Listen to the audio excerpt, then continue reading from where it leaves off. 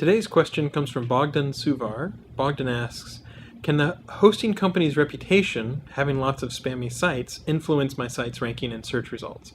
I'm going to give the answer typically not, and so let me tell you how that works.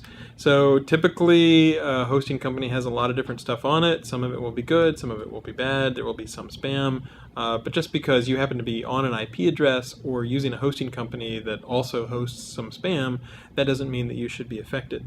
So that's why the answer is typically not. Now, why not just say a hard no? Well, there have been a very few situations. I remember several years ago there was a really bad hosting company. I'm not even sure whether you would call them a hosting company, since it was something like 27,000 sites of porn spam and like 2 legit sites. So on one IP address there were, and so if you were one of those 2 legit sites, in order to catch the 27,000 porn sites, that was something where we were like, well, okay, that's really pretty excessive. So in most situations, we haven't looked at IP address in a long, long time, and in those sort of terms, like gathering sites by IP address in that particular way.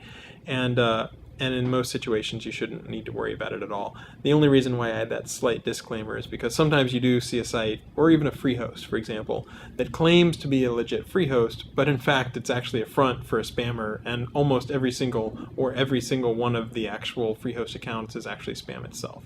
So, if you happen to get lured in, and maybe the spammer does offer free hosting services, but pretty much 99.9% of all of that free host is spam, then we might take action on the entire free host, and even if it's a little bit lower than 99.9%, but if it's overwhelmingly the vast majority of it is spam. So typically, just because a hosting company might have some low quality stuff, that should not affect your reputation. Don't take my disclaimers as something to worry about. Those are really rare corner cases, so it's not the sort of thing that you would typically encounter.